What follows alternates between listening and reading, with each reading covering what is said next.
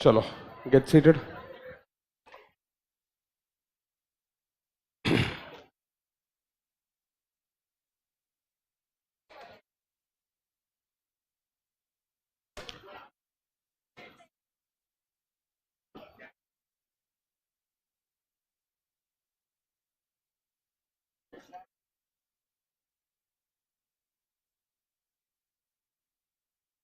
Good morning, friends.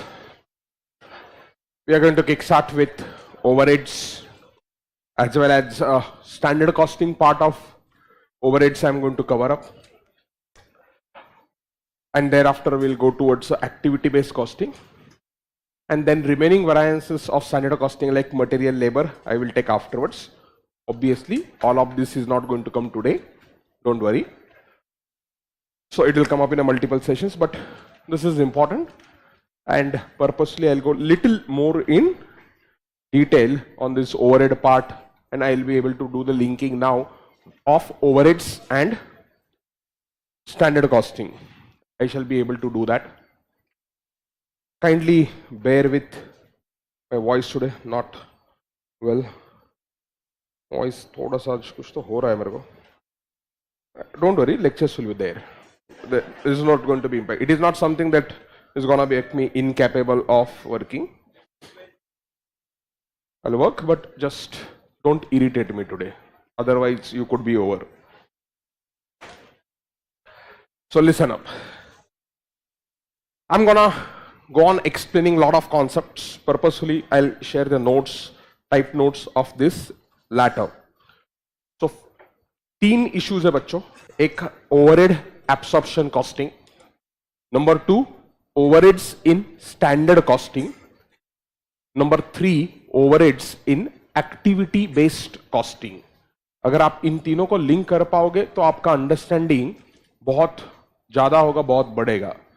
तो मैं 1 by 1 शुरू करता हूं. I will first kick start with what? Overheads absorption costing. Concept क्या है एक्सप्लेन करता हूं, पूरा फ्लो आ जाएगा आपके सामने. अगर आप ओवरऑल बेसिस पे इसको समझ लोगे तो बहुत सिंपल है.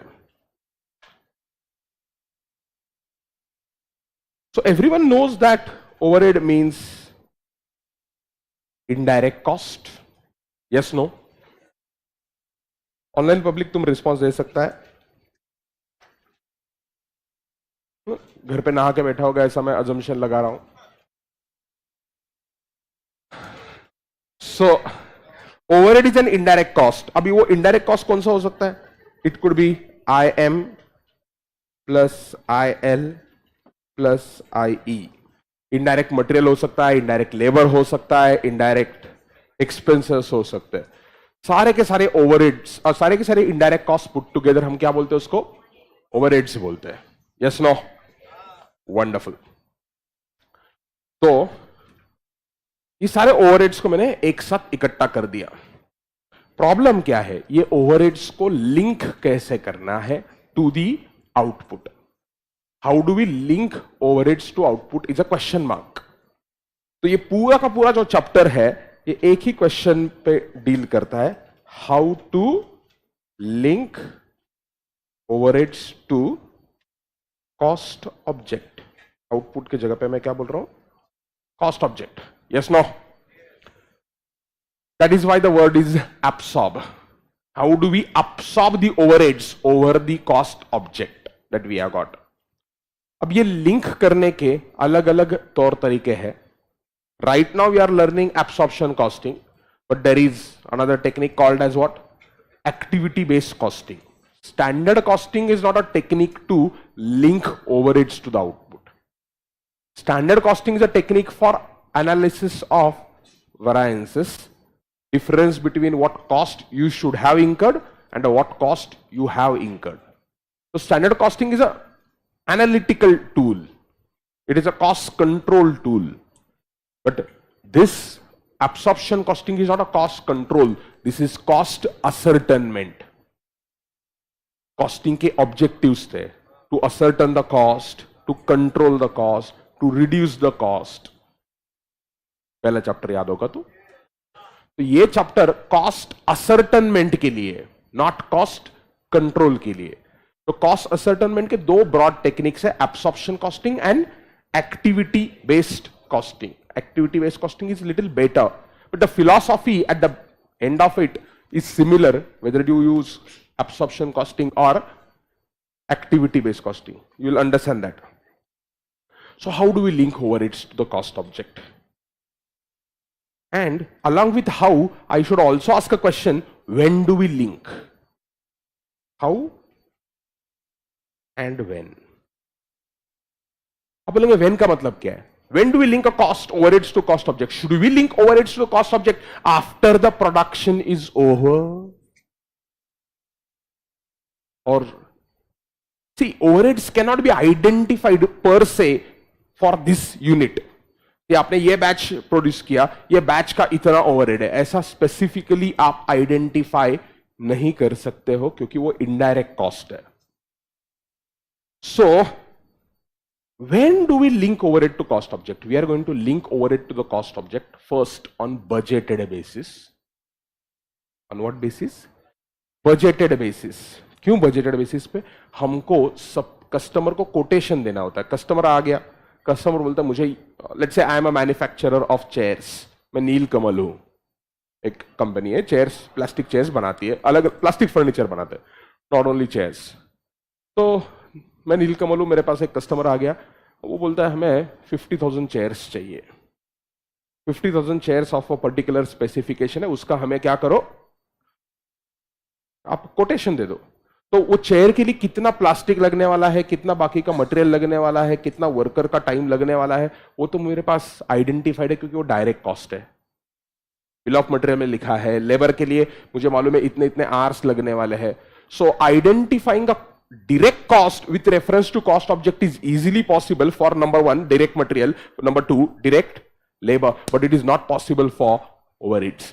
तो पहले मुझे बजटेड बेसिस पे आइडेंटिफाई करना पड़ेगा कि एक यूनिट प्रोड्यूस करने के लिए कितने ओवरहेड्स होंगे. Obviously this is a exercise based on certain judgement. Linking overheads to cost object is based on always based on judgement. Material के लिए जजमेंट नहीं है, क्योंकि मटेरियल के लिए मैं बोल सकता हूं एक चेयर बनाने के लिए 1.5 kg का प्लास्टिक लगेगा, इतने मिलीलीटर का कलर लगेगा, इतना ये और जो भी कुछ लगता होगा. I can specify. ओवरहेड के लिए मैं नहीं बोल सकता एक चेयर के लिए इतने इतने ओवरहेड लगेंगे, ऐसा एग्जैक्ट नहीं बोल सकता, जजमेंट लेके बोल सकता हूं.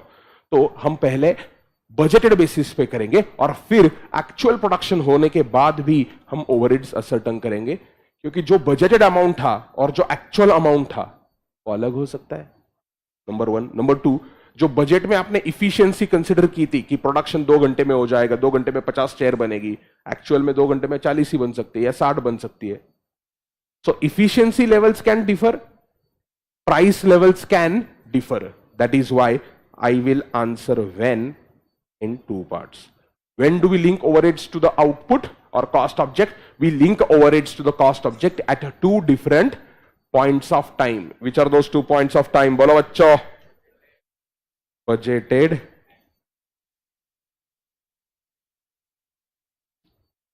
and actual. बजटेड बेसिस पे भी लिंक करूंगा मैं और एक्चुअल बेसिस पे भी लिंक करूंगा. ओवरहेड्स को बजटेड बेसिस पे और एक्चुअल बेसिस पे, दोनों बेसिस पे हम लिंक करेंगे. कैसे करेंगे? ये है मेरे ओवरहेड्स. ओवरहेड में डायरेक्टली कॉस्ट ऑब्जेक्ट को तो लिंक नहीं कर सकता, तो हम बोलेंगे पहले can we link overheads to a larger group, that is cost centre, in simple language department. Overheads पहले हम लिंक करेंगे किसको? डिपार्टमेंट को तो लिंक कर पाएंगे. कोई भी ऑर्गेनाइजेशन में जो डिपार्टमेंट्स है उनको हम 2 पार्ट्स में डिवाइड करते हैं. Departments which are engaged into production and department which are providing services to the production department. तो मेरे पास कुछ प्रोडक्शन डिपार्टमेंट्स है बच्चों यहां पर, और मेरे पास कुछ सर्विस डिपार्टमेंट्स है. समझा करे? तो कुछ प्रोडक्शन डिपार्टमेंट है, कुछ सर्विस डिपार्टमेंट है. सारे के सारे ओवरहेड्स हम लिंक करेंगे to the production department and to the service department. But उसके पहले ऑब्वियसली हमने ओवरहेड के अमाउंट का एस्टिमेट करना चाहिए. तो सबसे पहली चीज होती है एस्टिमेट. बजट बेसिस पे चल रहे हैं ना, हम एक्चुअल पे जाएंगे. So first step is estimate overheads. Second step is link the overheads to department. कौन सा डिपार्टमेंट बच्चों? Production and service. अब कुछ ओवरहेड ऐसे होते हैं कि जो पर्टिकुलर डिपार्टमेंट के लिए ही इंकर किए जाते हैं. फॉर एग्जाम्पल मेरा प्रोडक्शन डिपार्टमेंट ऐसे है, let's say PD1, PD2, PD3. कुछ ओवरहेड्स ऐसे होंगे जो स्पेसिफिकली एक डिपार्टमेंट के लिए ही इंकर्ड है, दूसरे डिपार्टमेंट के लिए इंकर्ड है ही नहीं, वो उसी डिपार्टमेंट में खर्चा हो रहा है. फॉर एग्जाम्पल इलेक्ट्रिसिटी का मीटर अगर आपने डिपार्टमेंट बाय डिपार्टमेंट लगा के रखा है, बहुत रेयर होगा, but if you have got a department wise meter of electricity, you don't know electricity how much electricity is incurred for every finished goods, but you know how much is electricity for every department. तो हम क्या करेंगे उसको? Cost allocation. क्या करेंगे बच्चों? Cost allocation.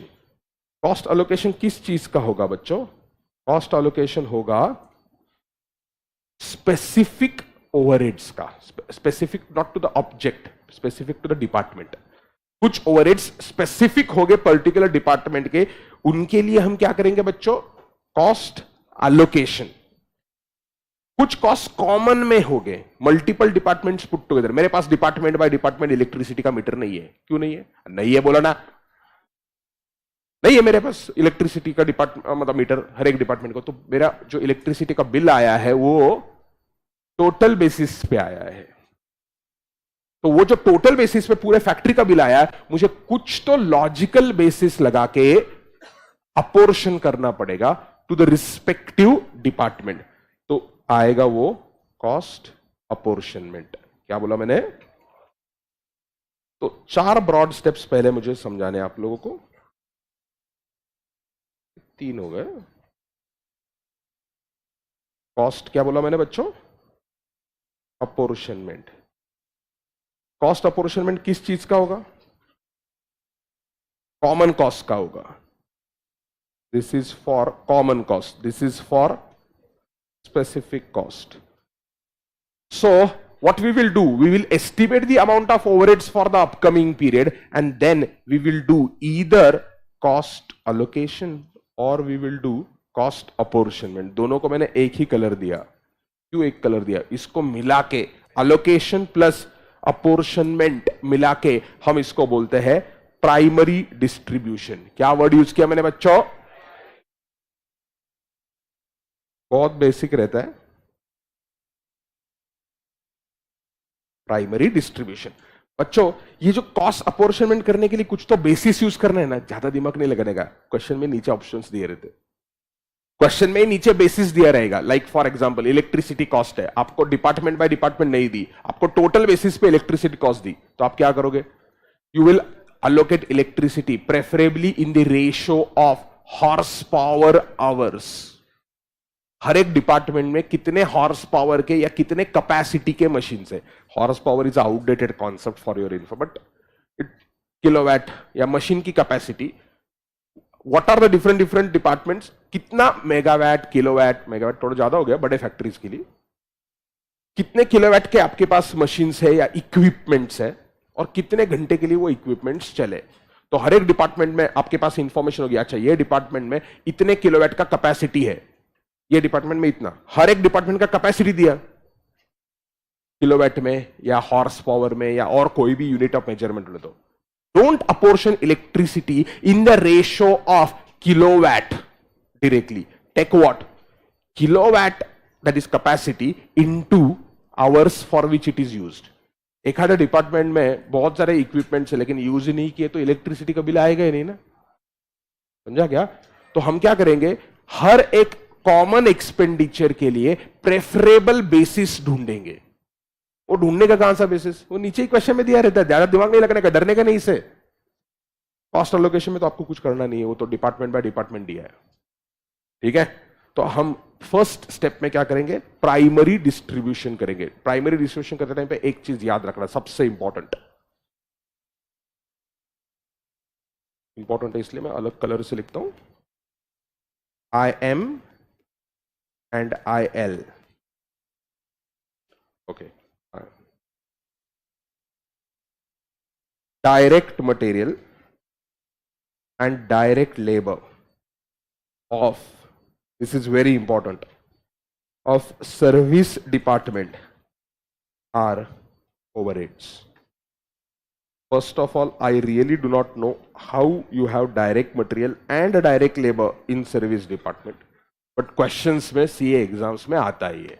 Direct material PD1, PD2, PD3 के लिए भी देंगे और SD1, SD2 के लिए भी देंगे. प्रोडक्शन डिपार्टमेंट में जो डायरेक्ट मटेरियल है वो ओवरहेड नहीं है, इसको भूलना मत, क्योंकि you make a mistake here, your entire problem is wrong. 0 marks straight away. First step से एंड तक आप गलत जाओगे. सर्विस डिपार्टमेंट में जो भी डायरेक्ट मटेरियल और डायरेक्ट लेबर दिया वो ओवरहेड है. क्यों रे? कॉमन सेंस लगाओ. सर्विस डिपार्टमेंट में कुछ प्रोडक्शन ही नहीं हो रहा है. अगर कुछ प्रोडक्शन नहीं हो रहा तो कहां से आया डायरेक्ट मटेरियल तेरा? दिया है. This is how the exam system goes. तो आ गया तो ठीक है, चुप चुप बैठने का. Salute the boss. क्या करने का? Direct material direct labour of service department is treated as overhead. तो हम क्या कर रहे हैं बच्चों? प्राइमरी डिस्ट्रीब्यूशन कर रहे हैं. प्राइमरी डिस्ट्रीब्यूशन में पहला स्टेप क्या है? Cost allocation. कॉस्ट एलोकेशन कौन से खर्चे का होगा? स्पेसिफिक कॉस्ट जो डिपार्टमेंट बाय डिपार्टमेंट दी. जो भी कॉस्ट कॉमन है, like for example electricity common दिया, तो आप क्या करो? उसके लिए सूटेबल बेसिस ढूंढो. याद नहीं रखने का, नीचे देखने का. सो सूटेबल बेसिस में इलेक्ट्रिसिटी इंपॉर्टेंट आता है. किलोवाट आवर्स यूज करो या horse power hours. Horse power hours मतलब हॉर्स पावर इनटू आवर्स, उसका रेशियो ढूंढना है. वो रेशियो में इलेक्ट्रिसिटी अपोर्शन करना है. या कैंटीन एक्सपेंसेस दिए, नंबर ऑफ वर्कर्स के बेसिस पे अपोर्शन करो. इनडायरेक्ट वेजेस दिए, apportion in the ratio of direct labour hours. Please remember, general overheads जो रहते हैं, general overheads, other overheads, miscellaneous overheads, preferably overheads should be apportioned in the ratio of time. क्या बोला मैंने? Preferably overhead should be apportion in the ratio of what? Time. Direct labour hours time है. अगर labour hours नहीं दिए तो फिर क्या करोगे आप? डायरेक्ट वेजेस के बेसिस पे करो. किसके लिए बच्चों? General overheads, miscellaneous overheads, other overheads, ऐसा कुछ भी, सन्ड्री ओवरहेड्स, ऐसे चारों नाम भगवान श्री कृष्ण के जैसे अलग अलग नाम है, वैसे ही अलग अलग है. Miscellaneous, sundry, other, general. उनको क्या बेसिस पे आप पोर्शन करोगे? आप डायरेक्ट लेबर आवर्स. लेकिन अगर डायरेक्ट लेबर आवर्स नहीं दिए तो क्या करोगे? क्या करोगे बच्चों? डायरेक्ट वेजेस के बेसिस पे आप इसको अपोर्शन करोगे, है ना?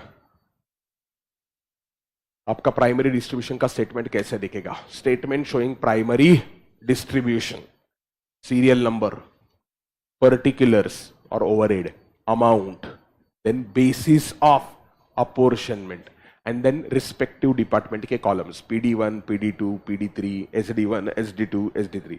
ये एग्जाम्स पे अगर सेकेंडरी डिस्ट्रीब्यूशन करना है तो नॉर्मली आपके पास 2 से ज्यादा सर्विस डिपार्टमेंट नहीं रहेंगे, क्योंकि simultaneous equation is a popular method for secondary distribution. उसके लिए मात्र 2 डिपार्टमेंट हमें आते हैं, क्योंकि 2 से आगे गए तो क्वाड्रेटिक इक्वेशन या बाकी इक्वेशंस आपको सेट करने पड़ेंगे या एक्सेल का सॉल्वर यूज करना पड़ेगा, जो हम में कैपेबिलिटी नहीं है. तो हमारे सारे सिलेबस में आपने कभी भी ऑब्जर्व किया होगा, you will not find more than 2 service departments. ऐसा नहीं कि सॉल्व नहीं कर सकते, उसके लिए एक्सेल लगेगा, सॉल्वर, शायद मैंने उस टाइम पे एक्सप्लेन किया होगा. सो कॉस्ट अलोकेशन करोगे आप, कॉस्ट अपोर्शनमेंट करोगे. इसको हमने क्या बोला? Primary distribution. So what you will have at the end of the primary distribution? At the end of the primary distribution, all estimated overheads, I did not से actual, would have gone to respective production department or respective service department. Are you clear? इसमें important चीजें क्या बोली मैंने पहले? Direct material, direct labour of service department are overheads. General expenses के लिए मैंने बोला टाइम रेशियो ढूंढो आप, और टाइम नहीं दिया है तो डायरेक्ट वेजेस ढूंढो. नीचे आपको दिमाग लगा के आप अपोर्शनमेंट करना. नॉर्मली अपोर्शनमेंट, जनरल एक थंब रूल याद रखना, राउंड फिगर आता है. वो जो एक्सपेंसेस का अमाउंट रहता है और जो नीचे बेस दिया रहता है, जनरली राउंड फिगर आता है सीए एग्जाम्स. बट इसका मतलब ये नहीं कि ऑड फिगर आया तो आंसर गलत है. This is pathetic, I know. ठीक है, प्राइमरी डिस्ट्रीब्यूशन हो गया। अब सर्विस डिपार्टमेंट में कोई आउटपुट आने वाला है क्या? नहीं। सर्विस डिपार्टमेंट क्या कर रहा है? रिपेयर्स डिपार्टमेंट है, या टाइम कीपिंग का डिपार्टमेंट है, या ह्यूमन रिसोर्स डिपार्टमेंट है, या प्रोडक्शन प्लानिंग का डिपार्टमेंट हो गया, या आईटी डिपार्टमेंट हो गया। इधर आपका प्रोडक्शन नहीं चल रहा है। प्रोडक्शन किधर चल रहा है? PD1, PD2, PD3 में चल रहा है। तो सर्विस डिपार्टमेंट में कॉस्ट रख के क्या अचार डालोगे उधर? नहीं। तो क्या करेंगे हम? सारे के सारे सर्विस डिपार्टमेंट की जो कॉस्ट है उसको हम रीअपोर्शन करेंगे। कहां पर रीअपोर्शन करेंगे? प्रोडक्शन डिपार्टमेंट को रीअपोर्शन करेंगे। This is secondary distribution. तो पहले ये 4 स्टेप याद रखना, क्योंकि हमें बहुत सारे स्टेप्स करने हैं और लिंकिंग मुझे चाहिए। आज सारे के सारे स्टेप्स हम खत्म करेंगे। 4 नंबर को क्या लिखूंगा मैं? आई होप तुम लोग लिख रहे होगे।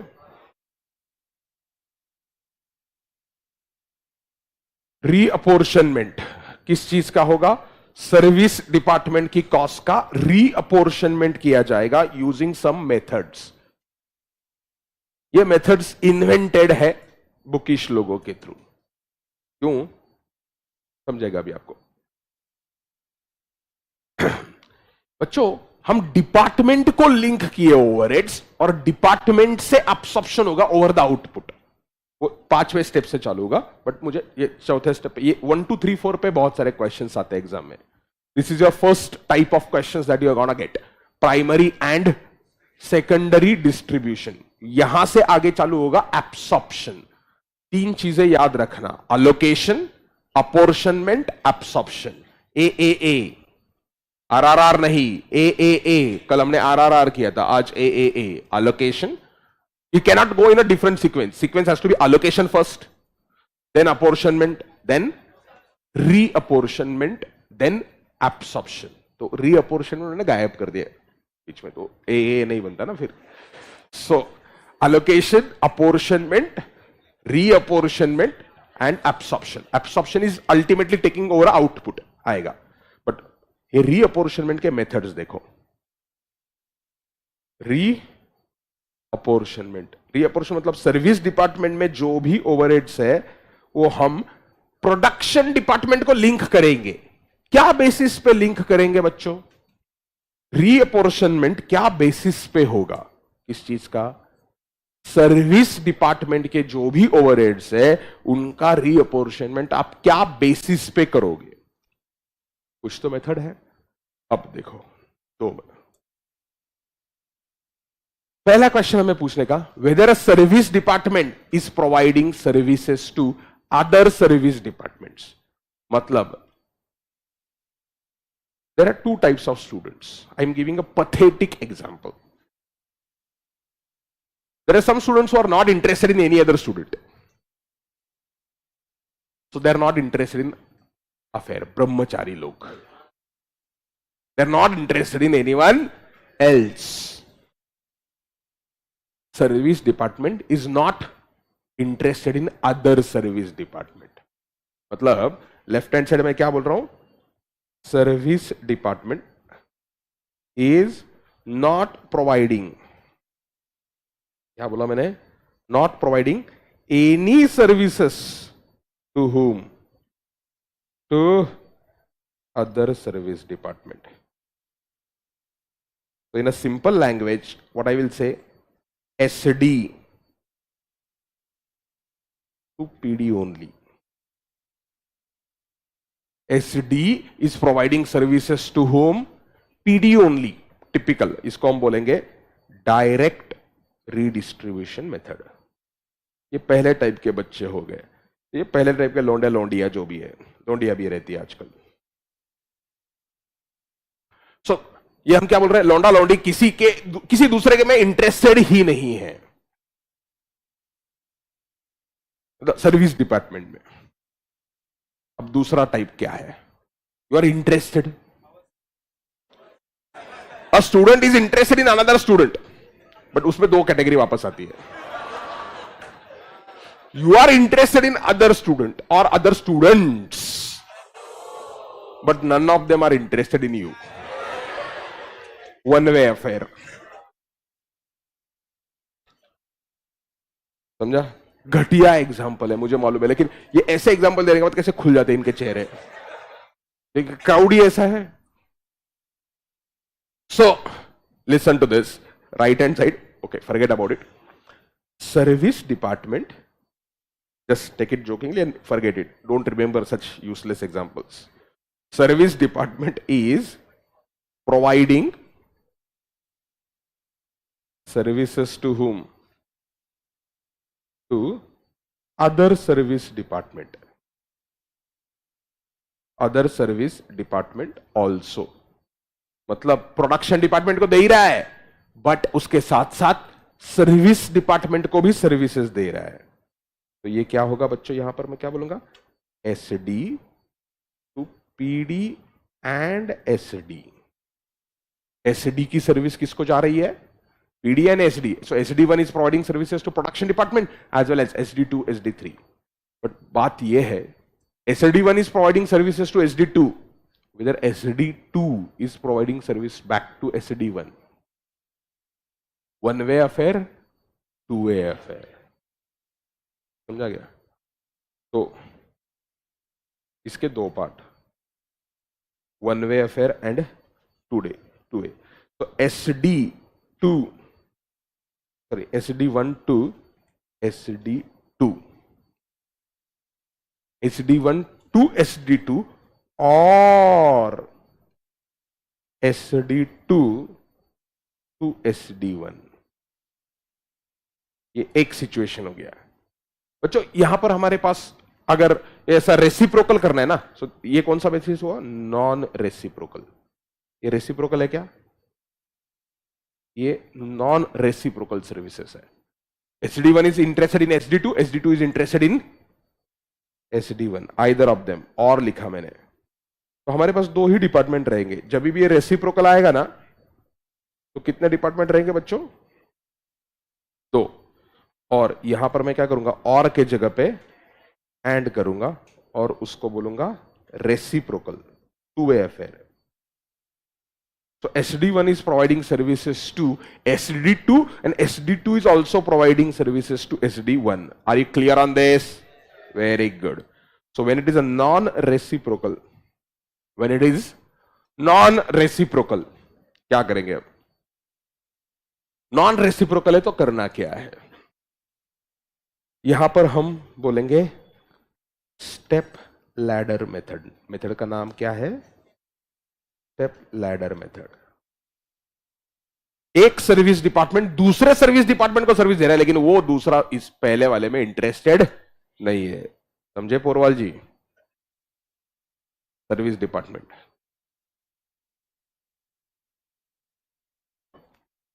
सो मास्क ऊपर कर लिया चिराग इमीडिएटली तूने.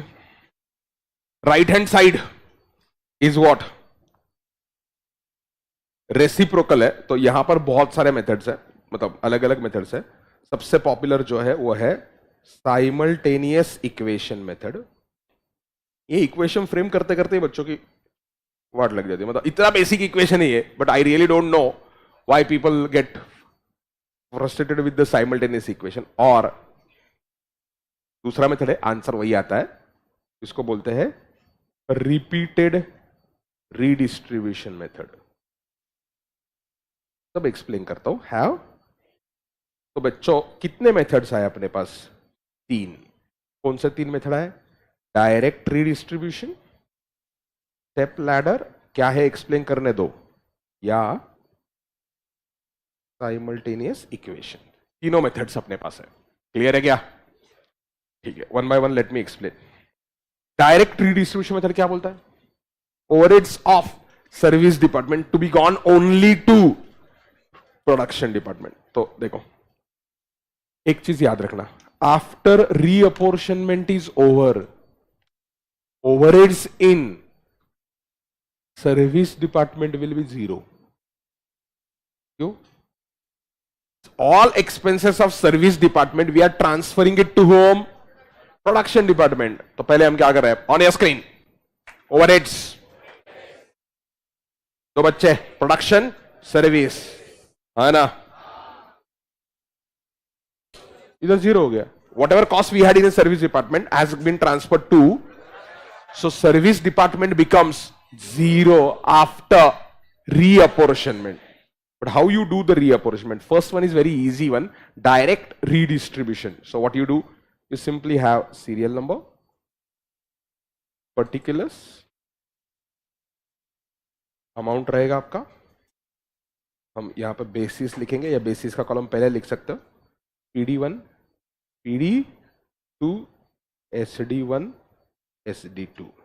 तो आपके पास ऑलरेडी ओवरहेड्स आ चुके हैं. कहां से आ चुके हैं? प्राइमरी डिस्ट्रीब्यूशन से ओवरहेड ऑलरेडी आ चुके हैं. सो मैं बोलूंगा overhead as per primary distribution. Primary distribution में क्या आया था रे बच्चों? A plus A, allocation and apportionment से ऑलरेडी ओवरहेड्स आ गए बच्चों. इधर कुछ तो अमाउंट रहेगा, वो अमाउंट का ब्रेकअप भी आपके पास रहेगा डिपार्टमेंट बाय डिपार्टमेंट, है ना. अब मैं क्या करूंगा, SD1 को जाता हूं. SD1 की जो सर्विसेज है वो किसको दी जा रही है? सर्विस डिपार्टमेंट 1 की सर्विसेज सिर्फ प्रोडक्शन डिपार्टमेंट को दी जा रही है. तो मैं क्या करूंगा, SD1 में ऐसा ब्रैकेट लिखो, तो मैं यहां पे लिखूंगा रीअपोर्शनमेंट ऑफ SD1. अब बेसिस जो है वो लिखेंगे हम यहां पे, कुछ तो परसेंटेज ऑफ क्वेश्चन में दिया होना चाहिए. Basis is not your brain. Basis के लिए आपको देंगे नंबर ऑफ लेबर आवर्स ले लो, या नंबर ऑफ वर्कर्स ले लो, या नंबर ऑफ एरिया ले लो, या डायरेक्टली बेसिस इज प्रिंटेड. ये रेशियो में डिस्ट्रीब्यूट करो 60:40. तो हम क्या करेंगे, सर्विस डिपार्टमेंट SD1, इधर अमाउंट कॉलम में अमाउंट नहीं लिखने का. अमाउंट इज मतलब ये टोटल अमाउंट, टोटल कॉलम है. टोटल कॉलम में कुछ नहीं होता रीअपोर्शनमेंट से. Reapportionment is not incurring additional overhead. Reapportionment is just shifting what you already incurred from where to where, service to production. तो SD1 में मैंने ओवरहेड्स ले लिए, उसको माइनस किया मैंने SD1 में, तो कहां पे लेके जाऊंगा मैं? PD1 में लेके जाऊंगा, PD2 में लेके जाऊंगा. SD2 में लेके गया क्या मैं? नहीं. उधर जितना माइनस होगा उतना ऐड यहां पर होगा. सेम वे मैं क्या करूंगा, रीअपोर्शनमेंट ऑफ SD2. SD2 से SD1 को कुछ आएगा क्या? नहीं. एंड देयर आफ्टर टोटल बच्चों क्या होगा? If it was X here also it will remain X. कैसे?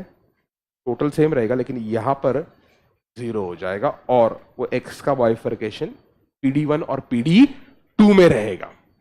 ये कौन सा मेथड था? Direct redistribution method. Basis would be printed in the question. You cannot decide a basis on your own. मतलब ऐसा कुछ नहीं है. तो basis would be printed in the question. तो बेसिस अगर प्रिंटेड है तो आप डायरेक्ट डिस्ट्रीब्यूशन कर सकते हो. अब राइट हैंड साइड में क्या लिखा है मैंने? Service department is interested in other service department. अब इसी चीज को मैं मॉडिफाई करूंगा, मैं तो कॉपी पेस्ट कर सकता हूं. अब क्या करना है मुझे? Step ladder. हाँ, अभी स्टेप लैडर सुन लो, सबसे important.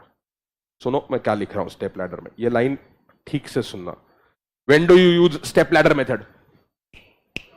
When one service department provides services to other service department, but that other service department does not provide services back to first.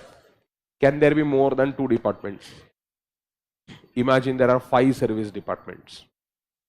S1, SD1, S1.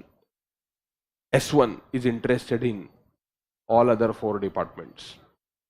तब ये ऐसा बच्चा है जो सब में इंटरेस्टेड है, लेकिन उसमें कोई इंटरेस्टेड नहीं है. नाम नहीं लेना चाहिए. It's okay. ऐसा कुछ होता नहीं है. फालतू, तुम्हारा उम्र सही नहीं है प्लीज. मतलब ये फालतू की लव स्टोरी है या you do not have appropriate age to जज a person. You do not have any appropriate age to जज लाइफ. तो ये फालतू के बगैर मैंने लव स्टोरी किया बच्चों, लौंडा लौंडे. अरे क्या लौंडा लौंडी, तुम इधर साला 15 साल का बच्चा, 16 साल का बच्चा है, साले 19 साल के बच्चे. सही उम्र नहीं है. You are not understood ABCD of your life. फालतू के रिलेशनशिप में रहते. रिलेशनशिप करना है तो ऐसे ऐसे करो. सो स्टेप लैडर मेथड, ऐसा रिलेशनशिप करो जो जल्दी ब्रेकअप हो जाए. S1 provide services to S2, S3, S4, S5. So S1 कितने डिपार्टमेंट्स में इंटरेस्टेड है? Other service department 4. S2 is interested in only S3 and S4. क्यों है? S1 कितने सर्विस डिपार्टमेंट में इंटरेस्टेड था? 4, 2, 3, 4, 5. S2 3 और 4 में इंटरेस्टेड है. S3 सिर्फ S5 में इंटरेस्टेड है. क्या बोला मैंने? S1 किस में इंटरेस्टेड है? S1 इज इंटरेस्टेड, S1 उसकी सर्विसेज दे रहा है. किसको दे रहा है? S2, S3, S4, S5. S2 किसको दे रहा है services? S2 is giving the services to S3 and S4, for example, and S3 is giving services to S5. S4 is giving services to none. S5 is giving services to none. नहीं दे रहे हो services. तो under step सी reciprocal है नहीं, non reciprocal है. तुमने देखो S1 is providing to someone, उसमें से कोई भी S1 को नहीं दे रहा वापस. So what you have to do is, under step ladder method, we have to identify first. Listen to this very carefully because बहुत सारे घटिया क्वेश्चंस इंस्टीट्यूट पूछता है इसके ऊपर. बहुत घटिया मतलब अलग किस्म के घटिया क्वेश्चन पूछता है. सेम क्वेश्चन पूछता है और उसमें बोलता है solve as per direct distribution. Same question पूछता है solve as per step ladder, solve as per simultaneous equation. ऐसे क्वेश्चन पूछे हुए इंस्टीट्यूट ने. सेम क्वेश्चन मैं आपको बताता हूं. वो क्वेश्चन बहुत क्वेश्चंस भी बोलने वाला हूं आपको इसके लिए. मतलब वो एग्जामिनर को मारना ही चाहिए physically. I don't like violence but कुछ केसेस में 4 you have to find out how many other service department you are providing the services. This is providing to 4, this is providing to 2, this is providing it to 1, this is 0, 0. So under step ladder method what we do? Under step ladder method we start reapportioning overheads of a service department which provides services to maximum number of other service department. क्या बोला मैंने? Which provide services to maximum number of other service department. Are you clear on that? क्यों? S2 आपने पहले रीअपोर्शन किया. S2 आपने पहले रीअपोर्शन किया. S2 को पहले खत्म कर दिया. S2 के सर्विसेज कॉस्ट आपने S3, S4 को दिया. ओ प्लस पीडी को तो दे ही रहे. S2 का कॉस्ट आपने पहले अपोर्शन किया. अज्यूम करो क्या हो जाएगा? उसके बाद S1 को गया. S1 का प्यार S2 को वापस लेके आएगा. अब बोलेंगे मतलब S2 का जो भी ओवरहेड था वो आपने अपोर्शन किया, S2 को 0 कर दिया आपने. S2 0 हो गया. फिर आप S1 पे चले गए. S1 का कुछ कॉस्ट S2 को चला जाएगा. S2 वापस जिंदा हो गया. नहीं, ऐसा नहीं होना चाहिए. इसलिए लिखिए under step ladder method. See, under direct redistribution method, sequence did not matter. But under step ladder method, sequence does matter. Under step ladder method, we reapportion overheads of service department providing services to, बोलो, maximum number of other service departments. वो sequence matter करता है. कहां पर sequence matter करता है बच्चों? Step ladder में सीक्वेंस मैटर करेगा. Are you clear with this? चलो अगला मेथड, सबसे डेंजरस मेथड जो बच्चों को लगता है और जो सबसे आसान है actually, simultaneous equation. So step ladder में क्या करना पड़ेगा? आपको टाइम पास करना पड़ेगा. पहले SD1 को ऑपरेशन करो, फिर SD2 को करो, एक एक डिपार्टमेंट को. ओ बहुत सारा बच्चा माती खाता है. S2 को जब आप रीअपोर्शन करोगे ना, S2 को जो कॉस्ट आएगी वो क्या आएगी? S2 की कॉस्ट होगी cost as per primary distribution plus what S2 got from S1. Don't forget that. देखो S1 यहां पर है, S2 यहां पर है, S3 इधर है. S1 का कुछ कॉस्ट था, S2 का था, S3 था. S1 को आपने रीअपोर्शन किया. S1 को आपने रीअपोर्शन किया. रीअपोर्शन में कुछ तो S1 का कॉस्ट S2 को जाएगा, S3 को भी जाएगा. तो उसके बाद प्रेफरेबली सब टोटल लेना. दिस इज ओवरहेड एज पर. ये फर्स्ट लाइन क्या था बच्चों? प्राइमरी डिस्ट्रीब्यूशन का था. फिर ये क्या था? रीअपोर्शनमेंट ऑफ S1. उसके बाद S1 0 हो गया, लेकिन S2 अभी भी जिंदा है. रीअपोर्शनमेंट ऑफ S2. अब रीअपोर्शनमेंट S2, यहां पर लेट से 5,000 का अमाउंट था और ये अमाउंट हो गया 5,800. रीअपोर्शनमेंट S2 जब करोगे तो 5,000 लोगे या 5,800 लोगे? 5,800 लोगे आप. और 5,800 जब लोगे तो यहां पर ही जाएगा वो S3. कुछ तो अमाउंट प्रोडक्शन डिपार्टमेंट को भी जाएगा, मैंने लिखा नहीं है. Obviously something will go to production department ना. S1 वापस जिंदा नहीं होना चाहिए. क्यों S1 वापस जिंदा नहीं होना चाहिए? उसको अभी कोई इंटरेस्ट नहीं है उसमें.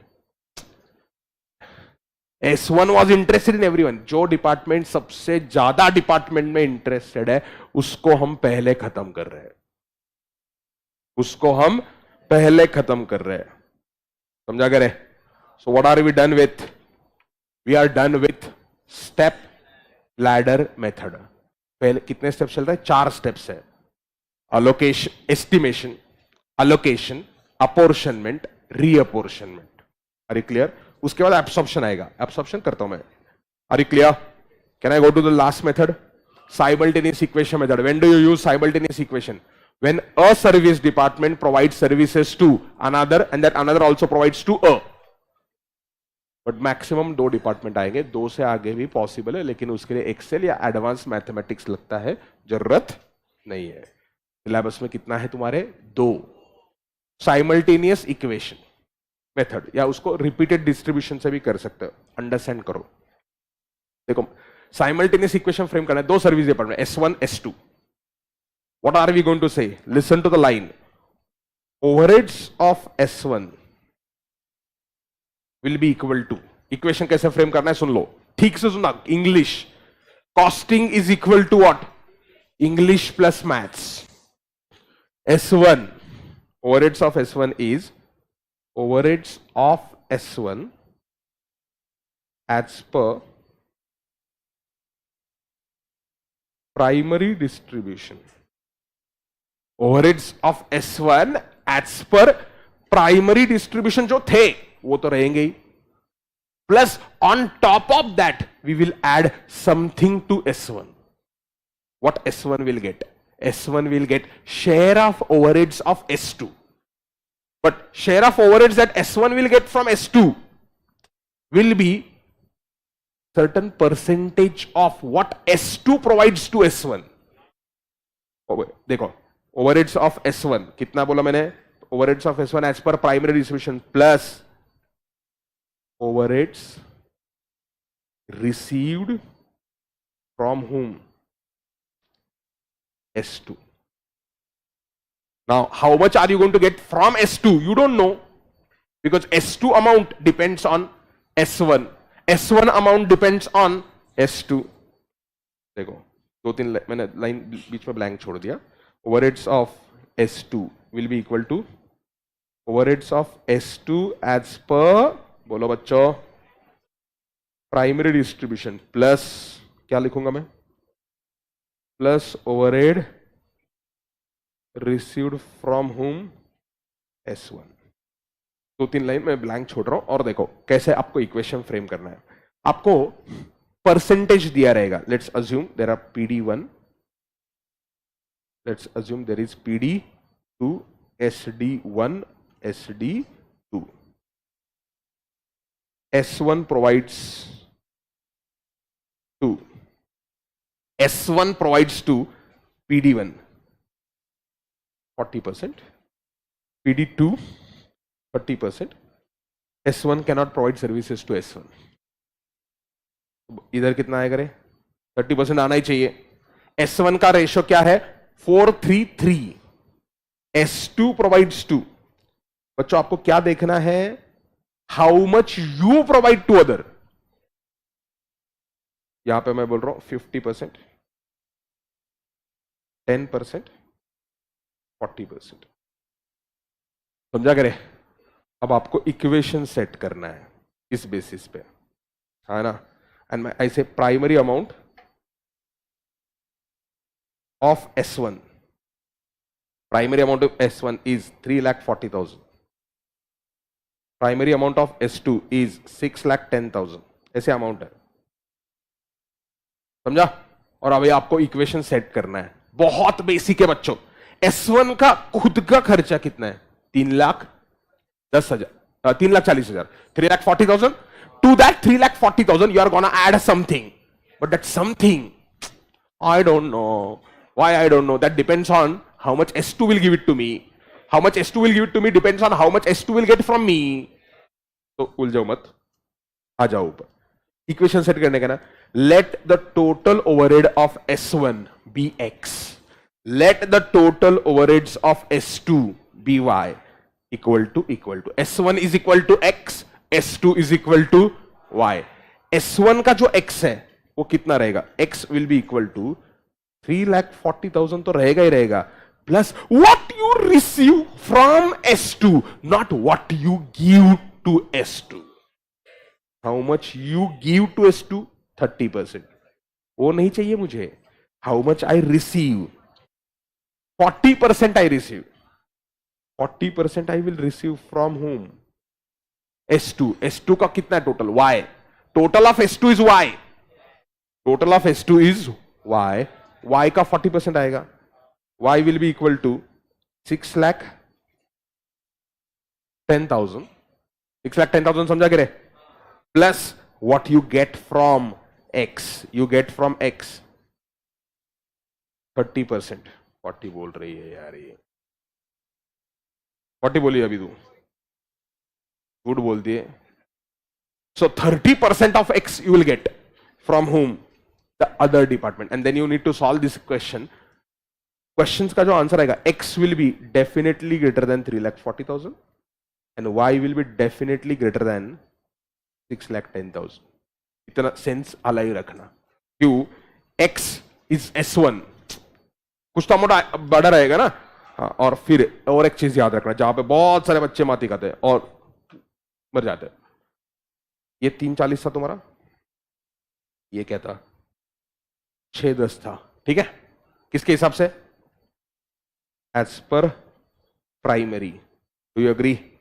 अब आप S1 का रीअपोर्शनमेंट करोगे ना, याद रखना S1 का जब रीअपोर्शनमेंट करोगे 3,40,000 नहीं लेना है. Let's assume X comes to 3,73,450. Correct नहीं है ये? इक्वेशन सॉल्व करके नंबर आएगा कुछ तो, ऐसे ही फेंक रहा हूं. अरे समझा गया? 373 क्या है ये? S1 का जो अमाउंट आपको रीअपोर्शन करना है वो 3,40 नहीं लेने का है. क्यों? बड़ा लेने का है. 373 यहां पे माइनस होगा, कुछ तो PD1 को जाएगा, कुछ PD2 को जाएगा, कुछ इधर जाएगा, है ना. और फिर S2 लिखने का, S2 का amount will be 6,59,300. Obviously sir कहां से आया 59,300? क्योंकि ऊपर इसमें क्या हो गया होगा? 49,300 ऐड हो गया होगा, है ना. और इसमें ये 659 का ये सही नहीं है amount. Amounts are all wrong. 33,450 वहां से ऐड हो गया होगा. What you must ensure is ये बिकम 0. अभी 0 होता नहीं रियल लाइफ में, 1-2 रुपए का फर्क रहता है, वो छोड़ देने का. वो इधर उधर प्रोडक्शन डिपार्टमेंट में किधर भी चिपका देने का. 2-4 रुपए that is okay. Rounding off difference हमेशा आएगा. कुछ समझा क्या मैंने क्या बोला? S1 जब रीअपोर्शन करोगे, don't take amount as per primary distribution, take the amount that you derived from simultaneous equation. Understood? दूसरा क्या है? Repeated distribution method. Same answer आप रिपीटेड डिस्ट्रीब्यूशन से ला सकते हो, बहुत सारे स्टेप्स करने पड़ेंगे. S1 पहले आप रीअपोर्शन कर लो, S1 0 हो जाएगा, S2 आएगा, फिर S2 को वापस रीअपोर्शन करो. अगर आप 340 से शुरू करते हो, start with 340. You want to start with 340 ना, यू स्टार्ट विथ 340. 340 को पहले रीअपोर्शन करो, S1 0 हो जाएगा, S2 में कुछ तो अमाउंट आएगा, फिर S2 का अमाउंट रीअपोर्शन करो, S2 0 हो जाएगा, S1 जिंदा हो जाएगा, वापस S1 करो, S2 करो, S1 S2 करते रहो जब तक ये 1 रुपीज होना हो जाए. बट उससे अच्छा कौन सा मेथड है? Simultaneous equation. सो हमने first part of overhead chapter कर लिया. There are 3 parts of the overhead chapter to pass exam. Overheads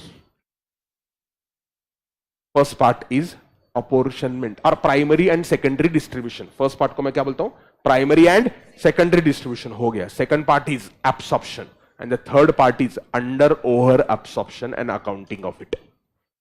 third part deadly है. You cannot understand third part until you understand this first two. And third part is link to standard costing. तो वहां तक तुम्हारा momentum maintain रहना चाहिए. चलो, पहला part clear है क्या सबको? Primary and secondary distribution clear है? Are we on actual basis? Yes बोल रही है. We are so far on budgeted basis. Actual third part में आएगा, अंडर ऑब्लिक ओवर एब्सॉर्प्शन करूंगा तब. वो सुबह कॉन्सेंट्रेट नहीं करते. अभी तक मैं बजटेड ओवरहेड्स पे ही हूं या एस्टिमेट पे ही हूं. एक्चुअल ओवरहेड्स को मैं इन्वॉल्व करूंगा थर्ड पार्ट पे. तो चैप्टर का लिंकिंग क्या किया आपने? Overheads part 1 primary and secondary distribution, part 2 absorption जो अभी एक्सप्लेन करूंगा, part 3 is under oblique over absorption जहां पर हम एक्चुअल ओवरहेड्स लाते हैं. और वो अंडर ऑब्लिक ओवर एब्सॉर्प्शन ही ओवरहेड वेरिएंस है. वो आपको समझेगा जब मैं स्टैंडर्ड कॉस्टिंग से लिंक करूंगा. तब कितना समझा तो मालूम नहीं. मैंने जब ओरिजिनली सिखाया होगा मैंने पक्का ओवरहेड्स को स्टैंडर्ड कॉस्टिंग से लिंक किया होगा, बट आईक्यू लेवल मालूम नहीं. 1 घंटा गया था, लेट लेक्चर लिया था मैंने. सो समझेगा, अभी भी समझेगा तुमको आराम से. What we have right now, we have 0 in service department and we have some amount in production department. Now that amount which is there in the production department should be absorbed by output. But linking to output directly might not be still possible. So we use different methods for absorption of overheads. What are those methods? Absorption overheads, ये जो step 5 है ना, इस step 5 से हम निकालेंगे absorption rate. क्या बोला मैंने? Absorption rate. इसी को जाके हम स्टैंडर्ड कॉस्टिंग में बोलेंगे स्टैंडर्ड रेट ऑफ रिकवरी. क्या बोलेंगे? Standard rate. स्टैंडर्ड कॉस्टिंग में स्टैंडर्ड रेट आ रहा था, तो यही absorption rate is a standard rate. Standard rate मतलब कितना खर्चा होना चाहिए था पर आवर या पर यूनिट, जैसे एक्सप्रेस करना आपके ऊपर है. Step number 5. ओके, इधर मैं थोड़ा सा गलती भी करने वाला हूं. एब्सॉर्ब्ड ओवर, यहां से आगे मैं आपको गलती भी बोलूंगा. मैं कुछ कर नहीं सकता, सिलेबस को चेंज नहीं कर सकता. Step 5 is what? Absorption. Is it actual absorption rate? No. This, we are still on budgeted basis. The same process if you repeat on actual data, it will be actual absorption. So what we are going to get is a absorption rate. अब वो rate क्या है? absorption rate आएगा which we are going to call as standard rate. This is absorption rate. कितना खर्चा होना चाहिए था per something. अभी absorption overhead should be absorbed over what? Output. तो हम कुछ तो बेसिस ढूंढेंगे ना, कुछ तो बेसिस ढूंढना चाहिए. बहुत सारे बेसिस है. तो पॉपुलर बेसिस आर, मैं एब्सॉर्प्शन के बेसिस लिख रहा हूं.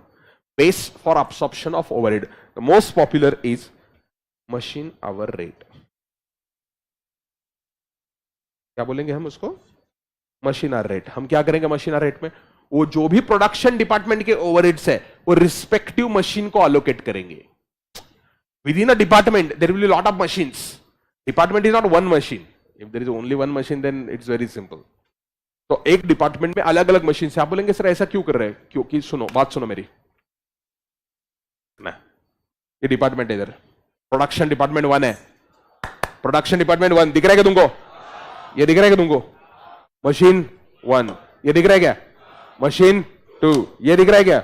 मशीन 3. ये दिख रहा है क्या? मशीन 4. ऐसे 4 अलग अलग मशीन है. हर कोई प्रोडक्ट हर कोई मशीन के थ्रू जाएगा ऐसे जरूरी है?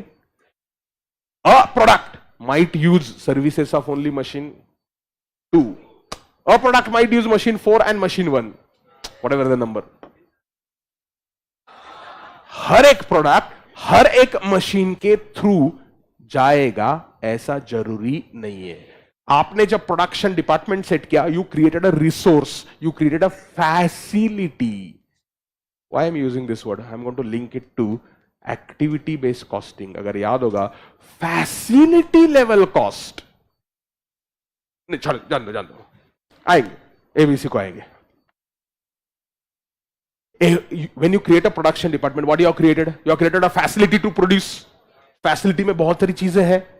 हर प्रोडक्ट, हर कॉस्ट ऑब्जेक्ट, हर एक फैसिलिटी का यूज करेगा. जरूरी है क्या? Not necessary. So instead of saying total overheads of production department 1 divided by total machine hours of department 1, what we do is whatever overheads we have got in production department 1, we chop it down into respective machine.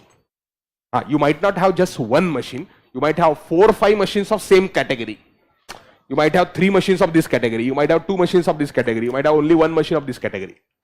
What I'm going to do is, बच्चों मैंने ये word use किया था, the beauty of linking overheads to cost object is go down to minutest possible level.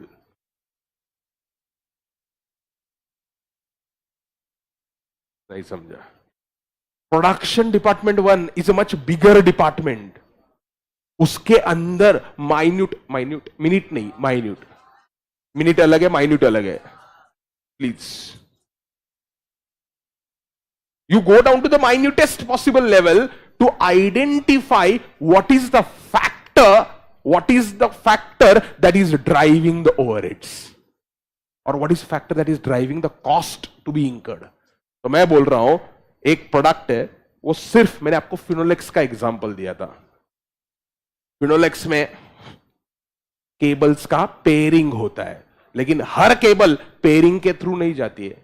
कुछ cables का pairing होता है, कुछ केबल्स सिंगल केबल रहते हैं. मतलब पेयरिंग कब होता है? When you have different threads which need to be paired. Like electric जो वायर रहता है उसमें RGB रहता है कॉम्बिनेशन, या जो whatever the colours are there, electrician को मालूम होगा.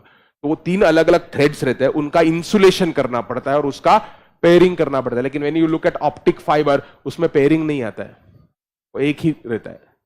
अलग अलग टाइप के केबल्स के लिए अलग अलग रिसोर्सेस लगेंगे. So what I am saying is you have a department, वो डिपार्टमेंट में 10 मशीन है. ओके, 4 अलग अलग टाइप की मशीन है. नंबर ऑफ मशीन रिलेवेंट नहीं है, 4 टाइप की मशीन है. एक टाइप के अंदर 4 और 3 मशीन हो सकती है, right? Is it necessary that every cost object uses every available resource? तुम लोगों को मर गए क्या? रिस्पॉन्स देने नहीं आता करे? मर गए साले. So overheads I am going to link to what?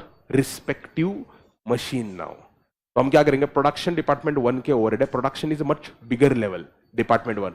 उसको हम क्या कर रहे हैं? माइन्यूट मतलब हिंदी लोअर लेवल, उसका हम छोटे छोटे हिस्सों में बंटवारा कर रहे हैं. जैसे अंग्रेजों ने हमारे देश का बंटवारा किया था.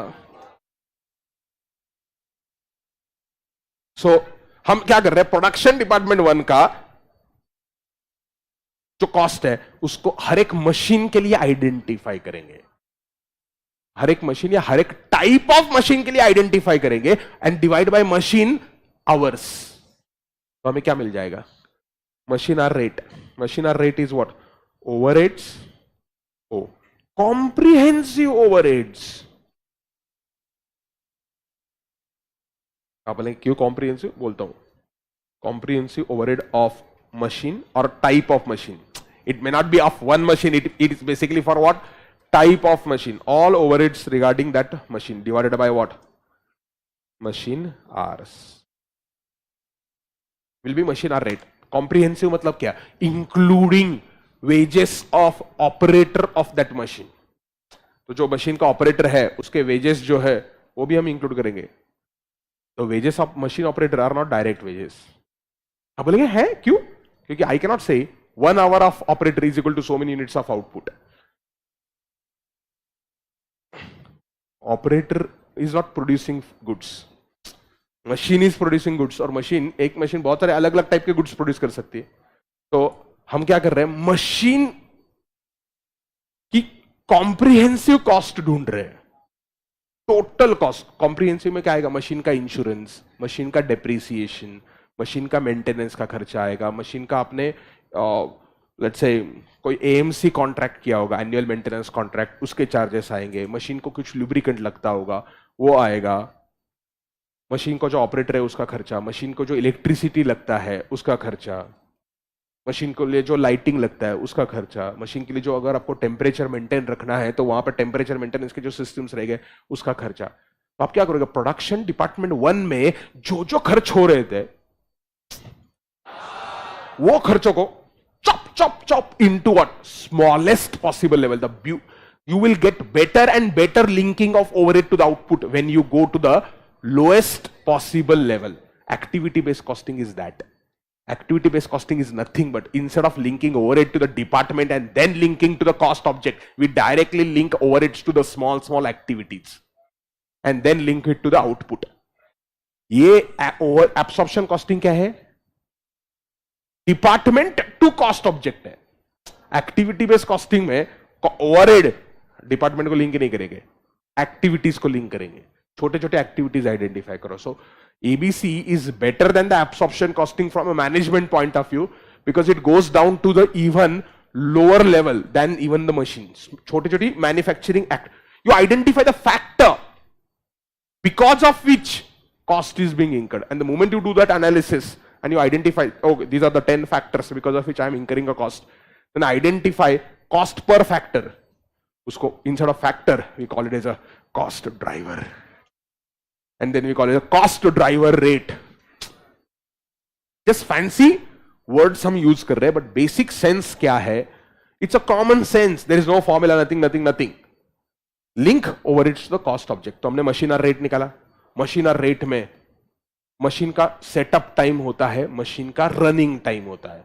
एग्जामिनर बोलता है calculate machine hour rate separately for setup time and separately for running time. तो हम क्या करेंगे?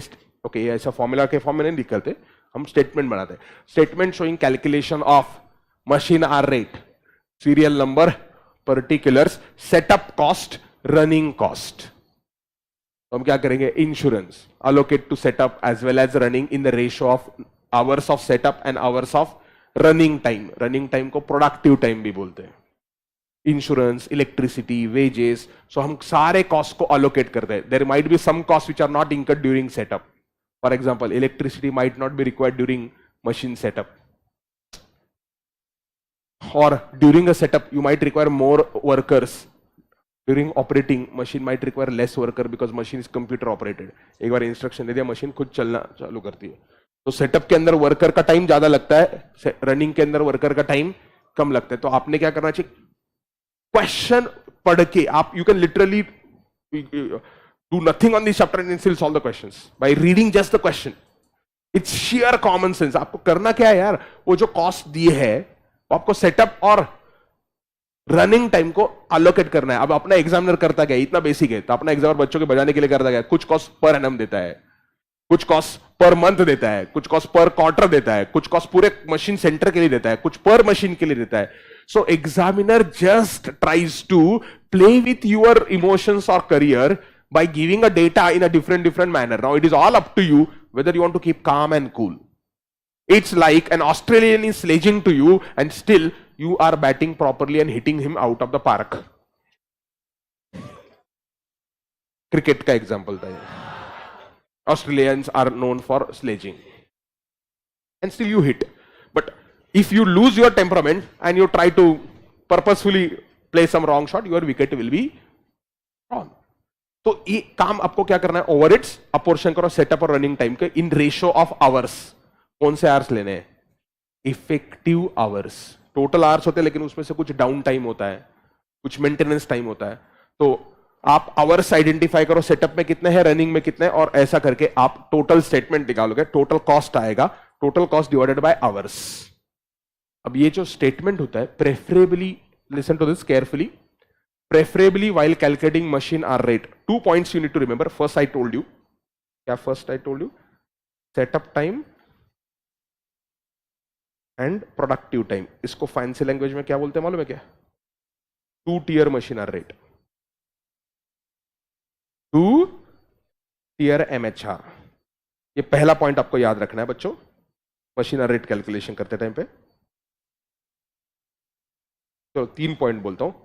सेकंड पॉइंट अभी अभी मैंने बोला, amounts are per annum, per month, per quarter, like that. ठीक से पढ़ने का है तुमको। अगर आपके आवर्स आपने मंथली लिए तो कॉस्ट भी मंथली लेना। याद है क्या? ओके। दूसरा चीज, मल्टीपल मशीन्स रहते हैं, आपने कॉस्ट पर मशीन लिया तो आवर्स एक मशीन के लेना। You must have numerator and denominator corresponding with each other. तो स्टेटमेंट के टॉप पे ही लिखना ओवरहेड्स पर एनम पर मशीन, या overheads per annum for 4 machines, या overhead per month for 4 machines. Top पे ही लिखना। You should use consistent basis. तो क्या करना है आपको, आपने टॉप पे लिखा है ओवरहेड पर एनम पर मशीन, खत्म। तो हर क्वेश्चन को, हर आइटम को पूछने का, है item are you for 1 machine और 4 मशीन? तो पहले उसको 1 मशीन के लिए कन्वर्ट करो, फिर उसको पूछो आर यू एनम और मंथ और क्वार्टर, कुछ भी हो आपको एनम पे लेके जाना है। तो इंश्योर अ कंसिस्टेंसी, पर annum per month per quarter. And ये पहला एंगल है आपका, टाइम का एंगल एक पहला एंगल है। एंड दूसरा एंगल क्या होता है? पर मशीन और ऑल मशीन्स। ये आपको ठीक से सिर्फ पढ़ना है ये एमएचआर के लिए, बाकी कुछ भी नहीं है। और तीसरा चीज एमएचआर में, present running cost and fix cost separately. Running cost को हम क्या बोलते थे बच्चों? Variable cost. But running cost into bracket variable, and what? Fix cost. Fix cost को हम क्या बोलते थे? Standing charges. ये इंश्योरेंस क्लेम में भी आया था, अकाउंट्स में, स्टैंडिंग चार्जेस। इसको हम क्या बोलेंगे बच्चों? फिक्स्ड। स्टैंडिंग चार्जेस को बोलेंगे हम फिक्स। तो ऐसा ब्रेकअप प्रेफरेबली अलग से दिखाना। अब बहुत सारे कॉस्ट होते हैं जहां पर आपका डिबेट हो सकता है कि ये फिक्स है या वेरिएबल है, उससे आपके टोटल आंसर को फर्क नहीं पड़ेगा, बट ब्रेकअप को फर्क पड़ेगा। तो प्रेफरेबली क्या करो, अगर पर्टिकुलर सेटअप रनिंग 2 टियर है, वेरिएबल कॉस्ट लिखो, वेरिएबल का टोटल लो, फिक्स कॉस्ट फिक्स का total low, and show MHR separately. ये मतलब क्या बोल रहा हूं? Show MHR separately. Separately for what? Running time. So variable cost per our लिखो, फिक्स कॉस्ट पर आवर लिखो, या फिक्स कॉस्ट को टोटल में ही लिखो, और नीचे लिखो टोटल मशीन आवर रेट। इसका यूज क्या है मालूम है? If you want to predict how much will be overhead for some other level of activity, fix cost will remain same but variable cost will change. ये explain किया था मैंने। For example आपका एमएचआर आया, फॉर एग्जाम्पल दे रहा हूं, your machine hour rate right now is 35 per hour for 4000 hours. अभी आपके 4000 आवर्स यूटिलाइज हो रहे, मशीन आवर रेट कितना आया? 35 आया। I ask you and I say fix cost is rupees 40,000। Find MHR at 7000 hours level. करो। ये total MHR है आपका right now. What is your total machine hour rate? Your total machine hour rate is 35 per hour. Are you clear? For how many hours utilization? 4000 hours utilization. How much is the fixed cost right now? 40,000. I want you people to find out MHR at 7000 level. Start. Chat box में type करना public. तुम लोग इधर बोलो, बस मत खाओगे तुम।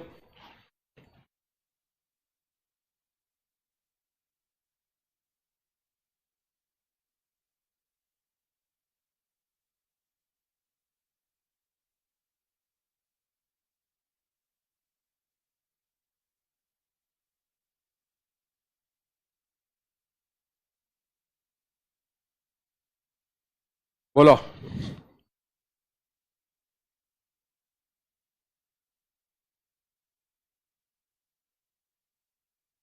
Do it quickly. 30.71. Okay. 30.71. तो कोई तो दूसरा 2 लाख कुछ तो बोल रहा था. मैंने MHR पूछा है. सो आप बोलेगे सर कैसे कुछ गधों को अभी तक समझा ही नहीं क्वेश्चन क्या था. आपको फिक्स कॉस्ट कितना है? 40,000 है ना. So what is your variable cost? Variable cost at present per our चाहिए मुझे, इज इक्वल टू आपका टोटल कॉस्ट कितना है? 4,000 into 35. 4,000 into 35 is your total cost right now, out of which 40,000 is your fix cost. तो मैंने fix cost total cost में से निकाल दिया, तो क्या रह गया? Variable cost. This variable cost I will divide by 4,000. So I will get variable cost at present per hour. बोलो 25. तो आपके 25 क्या आया? MHR per hour. Machine hour rate per hour is how much? 25 for variable cost. Fix cost का 10 rupees per hour है, but fix cost doesn't change on hour basis. तो at 7,000 level,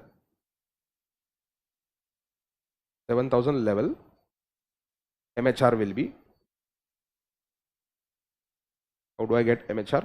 7,000 into 25 incur होगा, but fixed cost will remain to be same as 40,000, and this I will spread over 7,000 is equal to 30.71 per hour. समझा गया?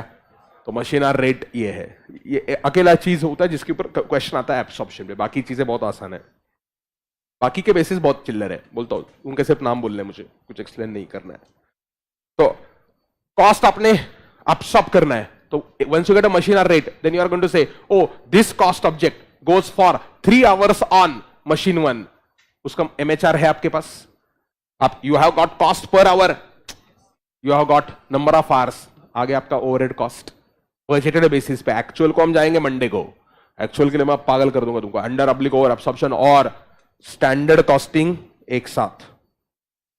अब बाकी के basis देखो. Labour hour rate, जैसे machine hour rate है वैसे आप क्या कर सकते हो? लेबर आवर रेट ढूंढ सकते हो. You can find overhead as a percentage of labour cost. Overhead can be absorbed as a percentage of labour cost. Overhead can be absorbed as a percentage of material cost. ये third class basis है. Overhead can be absorbed as a percentage of prime cost.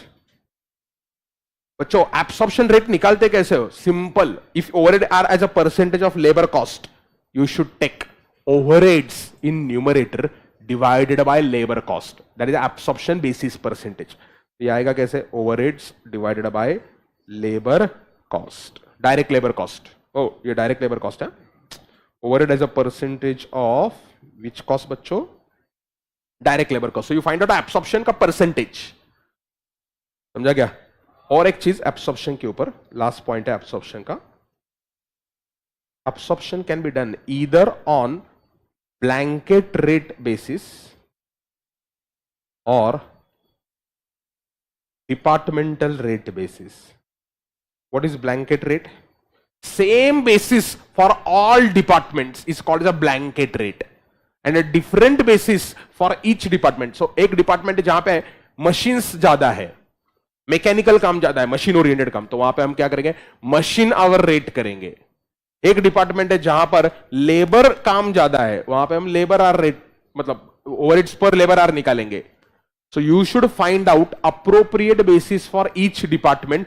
It is not necessary that you will use same basis for all departments. Can a basis vary from department by department? Which policy is comparatively better? Departmental rate policy is comparatively better. So you can absorb the overhead on either of the methods. In all the methods, overheads are going to be numerator and the base is going to be in denominator. Here, overheads divided by machine hours. Here it is overhead divided by labor hour. Overhead divided by labor cost, material cost, prime cost. ये absorption का percentage आया. Using this percentage or using this rate, we are gonna work out absorbed overheads.